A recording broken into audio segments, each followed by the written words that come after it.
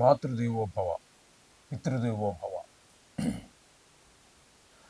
ఇప్పుడు మనము ఆగస్టు నెల మొత్తం 2025 గోచార ఫలితాలు చెప్పుకునేటువంటి ప్రయత్నం చేద్దాము. ముఖ్యంగా ఈ ఆగస్టు నెలలో అంటే ఈ శ్రావణ మాసంలో ఎక్కువగా వచ్చేటటువంటి పండగలు ఏమిటి అది తెలుసుకునే ప్రయత్నం చేద్దాం. మొట్టమొదటగా ఆ 8వ తారీఖున వరలక్ష్మి వ్రతం అని చెప్పేసి ఒక వ్రతం ఉన్నది. ఆ వ్రతం వరలక్ష్మి వ్రతం ఆడవాళ్ళు చాలా చాలా చాలా ప్రాధాన్యతనిచ్చి ఆ వరలక్ష్మి వ్రతం చేసుకుంటారు. దాని గురించి మీకు ప్రత్యేకించి చెప్పక్కర్లేదు. అందరూ కూడా ఎంతో కొంత వారి శక్తిని మేరకు అరగ్రాము దగ్గర నుంచి ఒక 5 గ్రాముల వరకు కూడా లక్ష్మీ దేవి యొక్క రూపు కొనుక్కొని దాన్ని పూజ చేసి అవి వరలక్ష్మి వ్రతానికి ఆ వరలక్ష్మీదేవి మెడలో వేసి తర్వాత తదుపరి తీసుకుని పూజ అయిపోయినంతరం వారి యొక్క మెడలో కట్టుకుంటూ ఉంటారు. ఇది ఒక అద్భుతమైనటువంటి స్త్రీలకు మరీ ముఖ్యంగా, ఎందుకంటే ధనాన్ని ప్రసాదిస్తుంది వరలక్ష్మీదేవి అని ఆ కథ కూడా అట్లాగే ఉంది. కాబట్టి ఆడవాళ్ళు చాలా ప్రాముఖ్యతనిచ్చేటటువంటి పండుగల్లో దీన్ని ప్రప్రథమంగా కూడా చెప్పుకోవచ్చు. ఒకటి. ఇక 2 రక్షాబంధన్. ఈ రక్షాబంధన్ అనేటటువంటిది మనం ఈ ఒక ఆడపిల్లకు అదే వయసు దగ్గరలో ఎక్కువ కావచ్చు, కొంచెం తక్కువ కావచ్చు ఉన్నటువంటి వాళ్ళు, లేదా అన్న అసలు మొట్టమొదటి యాక్చువల్గా అన్న కానీ తమ్ముడు కానీ, లేదా ఈ మధ్యకాలంలో ఫ్రెండ్స్ కూడా అక్క అని చెప్పి పిలుచుకుంటూ వాళ్ళు కూడా ఈ చెల్లెలకి రక్షాబంధన కడుతూ ఉన్నారు. ఇది యాక్చువల్లీ మొదట్లో మన దక్షిణ భారతదేశంలో లేదు. ఇది పురాణ కాలం నుంచి ఉన్నదే, కానీ మన దక్షిణ భారతదేశంలో తక్కువగా ఉన్నది. ఈ మధ్య కాలంలో బాగా ఎక్కువైంది. కారణం ఏంటి అంటే మనకి మహాభారతంలో శ్రీకృష్ణుడికి ఒక్కొక్క సందర్భంలో గాయం అవుతుంది. గాయమైన తలకి గాయం అవుతుంది. అయితే ఆ గాయం నుంచి రక్తం వస్తుంటే గబగబా అందరూ శ్రీకృష్ణుడి తలకి కట్టు కట్టాలి అని చెప్పేసి వస్త్రం లేక అక్కడ అందరూ వాళ్ళ ఇంటికి బయలుదేరి వెళ్తారు. కానీ అక్కడే ఉన్నటువంటి ద్రౌపది మాత్రం ఇంకా వెనక ముందు ఆలోచించట్లేదు. నా చీర పాడినా పర్లేదని చీరలోంచి కొంత భాగాన్ని చీరలోంచి చింపి శ్రీకృష్ణుడి తలకు కడుతుంది, ఆ గాయం నుంచి రక్తం బయటికి రాకుండా. దాని యొక్క ప్రభావం వల్ల కురుక్షేత్రంలో ఆమె మనకి దుర్యోధనుడి యొక్క ఆస్థానంలో ఆమెకి జోధ అనంతరం ద్రౌపదీదేవిని కూడా ఓడిపోతాడు మన ధర్మరాజు గారు. ఆ సందర్భంలో ఆమెని అందరిలోకి తీసుకొచ్చి అవమానపరచడానికి ఆమె వలువలు అంటే వస్త్రాలన్నీ ఒలిచేస్తూ ఉంటారు. అంటే అవి దిగంబరంగా చేయాలని. ఆనాటి నుంచి ఉన్నాయి చూడండి ఎంతంత దుర్మార్గాలు. సరే, ఏదైతేమి పాండవులు కూడా అక్కడే ఉన్నారు. భర్తలు 5 మంది ఏం చేయలేకపోయారు. ఎందుకంటే అన్నగారి మాట కట్టుబడి. అవన్నీ ఇంక అక్కర్లేదు, అక్కడికి వెళ్తే లోపలికి వెళ్తే మొత్తం మీద వాళ్ళు ఏమీ చేయలేని నిర్వీరులైపోయారు అక్కడ. ఆ సందర్భంలో కృష్ణుడు ఉన్నాడు. కృష్ణుడు అక్కడ లేడు, కానీ ఎక్కడి నుంచో సర్వాంతర్యామి ఆయన చూడదే ఉంది. ఆయనలోకి నుంచి ఆయన చూస్తూ అక్కడి నుంచి వస్త్రాలు ప్రసాదించాడు. ఈ వస్త్రాలు విప్పాలనుకున్నటువంటి వాళ్ళు లాగి లాగి లాగి లాగి నీరసం వచ్చి జబ్బలు పడిపోయి సొమ్మసిల్లి పడిపోయాడే కానీ ఆ చీరలు అలా వస్తూనే ఉన్నాయి. ఇది శ్రీకృష్ణ పరమాత్మ ద్రౌపదీదేవికి ఇచ్చాడు. అది అంటే దీని అర్థం ఏంటంటే ఇప్పుడు మనం అది చేయమని కాదు. ఇక్కడ శ్రీకృష్ణుడు ఒక అన్నగా భర్తలు చెయ్యలేనటువంటి పనిని కూడా ఒక అన్నగా సోదరుడుగా ఎలా అయితే ఆమె మానాన్ని రక్షించాడో అలాగే ఈనాడు కూడా రక్షాబంధన ఏదో 10 రూపాయలు పెట్టి మార్కెట్లో అమ్ముతున్నారు, అది తీసుకొచ్చేసామా కట్టేసామా, ఆవిడ ఏదో 100 రూపాయలు ఇచ్చిందా లేకపోతే మనమే 1000 రూపాయలు ఇచ్చి, అది కాదండి ఇక్కడ కావాల్సింది. అన్నలాగా నువ్వు నీ చెల్లెళ్ళు తోడబుట్టిన వాళ్ళు అక్క కావచ్చు చెల్లెలు కావచ్చు వాళ్ళని కాపాడాలి. ఇది కాన్సెప్ట్. ఈ పని చేస్తున్నారా అది చూడండి. బయట ప్రపంచంలో ఎలా ఉందో మీకు తెలుసు, నేను చెప్పక్కర్లేదు. ఓకే. ఇక ఇదే మాసంలో మనకి ఇంకా సంకటహర చతుర్థి ప్రతి మాసంలో వచ్చేటటువంటిది కొనుక్కోండి. ఇక ఆగస్టు 15 మనకు స్వాతంత్రం వచ్చిందని చెప్తున్నారు. అది ఎంతవరకు మనకు స్వాతంత్రం వచ్చిందో మీకు తెలుసు, నాకు తెలుసు. ఇక దాని గురించి ఇవ్వక్కర్లేదు, రాజకీయాల్లోకి వెళ్ళక్కర్లేదు. ఇకపోతే 16వ తారీఖున శ్రీకృష్ణ జయంతి. మహానుభావుడు కృష్ణం వందే జగద్గురు అన్నారు. ప్రపంచానికి జగద్గురు, జగత్తుకే, ప్రపంచం కాదండి, ప్రపంచం అంటే భూలోకం ఒకటి, మొత్తం జగత్తు. అక్కడ అంతకీ గురువు ఆయన. అటువంటి కృష్ణుడు పుట్టినటువంటి రోజు. అది ఒకటి 16వ తారీఖున. ఇక 27వ తారీఖున వాడల, వీధి వీధిన, గల్లీ గల్లీలో అన్ని చోట్ల మహావైభవంగా జరిగేటటువంటి వినాయక చవితి ఒకటి వస్తున్నది. అది కూడా ఈ నెలలోనే వస్తున్నాయి. ఈ నెలలో ఇన్ని శుభ పరిణామాలు, ఇన్ని మంచి పండగలు, ఇంత శుభమైనటువంటి మాసంగా మనం తప్పకుండా చెప్పుకోవాలి. ఈ చెప్పుకున్నవన్నీ చెప్పుకోవడానికి, నేను చెప్పడానికి, మీరు వినడానికి కాదండి. వీటిని మనం వీలైనంత వరకు ఆచరించాలి. అది అర్థమైంది కదండి. ఈ నెలలో వచ్చేటువంటి విశేషాలు ఇవన్నీ. ఇప్పుడు మనము మిథున రాశి వారికి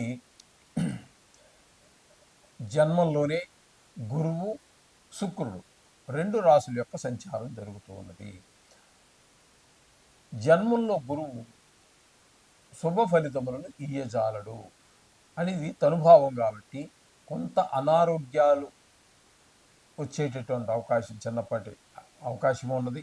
అలాగే మన ఆలోచన ధోరణి కానీ, మన ప్రవర్తన కానీ కొంచెం ప్రతికూలంగా ఉండేటటువంటి అవకాశాలన్నీ ఉన్నాయి. మనసంతా చికాకుగా ఉంటుంది. మనసు మంది తనుభావం కదా, అంచేత మనసుకి ఎందుకో ఒక ఒక హుషారు లేనటువంటి తత్వంగా అనిపిస్తూ ఉంటుంది. నైరాశ్యం అన్నీ కలుగుతూ ఉంటుంటాయి. అలాగే శుక్రుని యొక్క సంచారం కూడా అక్కడ 20 రోజుల పాటు జరుగుతూ ఉన్నది ద్వితీయంలో. అలాగే తృతీయంలో ఒక 11 రోజులు జరుగుతున్నది. ఈ శుక్రుని యొక్క సంచారం మాత్రము అటు జన్మంలో 20 రోజులు, ద్వితీయంలో 11 రోజులు, మొత్తం నెలంతా కూడా శుభ ఫలితాలే ఇస్తాడు. ద్వితీయ స్థానంలో ఉన్నప్పుడు మనకి ధనానికి, మాట, వాక్కు, కుటుంబం, నేత్రాలకు సంబంధించి వీటి విషయాల్లో చాలా చక్కటి ఫలితాలన్నీ శుక్ర భగవానుడు 20 రోజులు ఇస్తాడు. ఇక 11 రోజులు కూడా చక్కటి ఫలితాలు ఇస్తున్నాడు.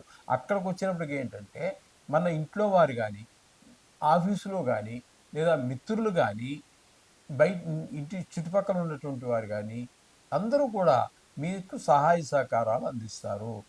మీ యొక్క మిమ్మల్ని ఆదరిస్తారు. మీకు మంచి మాటే ఉంటుంది. మంచి పలానావాడు మంచివాడు అనేటటువంటి ఒక చక్కటి ఎదిగి ఉండి వాళ్ళు మీకు హెల్ప్ఫుల్గా అంటే సహాయకారిగా ఉంటారు. ఈ ఫలితాలన్నీ కూడా శుక్ర భగవానుడు మీకు కలగజేస్తూ ఉన్నాడు. ఇక రవి కనుక తీసుకున్నట్టయితే ద్వితీయ స్థానంలో రవి సంచారం కొంచెం ఇబ్బందికరమైన పరిస్థితులు ఉంటాయి. కుటుంబం అంటే రవి కూడా 2 రాశుల్లో సంచారం చేస్తూ ఉన్నారండి. ఒకటి 2వ స్థానంలోను, 3వ స్థానంలో ఒక 14 రోజులు. అదే ఏంటంటే ద్వితీయ స్థానంలో 17 రోజులు మాత్రం మీకు అనుకూలమైన ఫలితములు ఇవ్వజాలడు. ఆయన కూడా మొత్తంగా ధనాన్ని ఆదాయం తగ్గించటము, కుటుంబంలో ఒక సంతోషం లేకుండా ఏదో చిన్నపాటి జ్వరాలు వచ్చేటువంటి అవకాశం ఉంటుంది. అలాగే మాటలో కూడా కఠినత్వం ఉంటుంది. ఈ విధమైన ఫలితాలన్నీ 17 రోజులు ఇస్తే 14 రోజులు తృతీయంలో కాబట్టి ఈ 17 రోజులు మొన్న పెట్టినటువంటి కష్టాలు మర్చిపోయేంత స్థాయిలో తృతీయ స్థానంలో ఉన్నప్పుడు మాత్రం మీకు శుభ ఫలితాలను ఇస్తాడు. ఇంట్లోనూ బయట అందరూ కూడా మీకు చాలా సహాయ సహకారంగా మనస, వాచ, కర్మణ అన్ని రకాలుగా మీకు సహకారం చేస్తూ ఉంటారు. ఈ విధమైన ఫలితాలన్నీ కూడా రవి యొక్క సంచారం వల్ల కలుగుతుంది. అలాగే బుధుని యొక్క సంచారం కూడా ద్వితీయ, తృతీయ 2 స్థానాల్లో జరుగుతుంది. ఈ 2 స్థానాల్లోనంటే అంటే 2వ స్థానంలో బుధుడు 28 రోజులు అంటే ఎక్కువ రోజులు, మోస్ట్ ఆఫ్ ది డేస్ మనకి ఎక్కువ రోజులు, 28 రోజులు అంటే 31 ఎంత 3 రోజులు ఎక్కువగా మీకు 28 రోజులు ద్వితీయ స్థానంలో ఉండటం వల్ల కుటుంబంలో ఆదాయం పెరగటం, కుటుంబంలో అందరూ ఆనందంగా ఉండటము, మాట ఆయన పేరే సౌమ్యుడు. ఆయన చాలా సౌమ్యంగానే ఉంటాడు.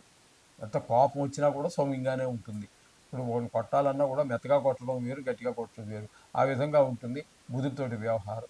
అంచేత ఆ 3 రోజులు కొంచెం ఇబ్బంది పెట్టినప్పటికీ మొత్తం మీద 28 రోజులు మీకు అనుకూలమైన ఫలితాలనే ఇస్తూ ఉన్నాడు.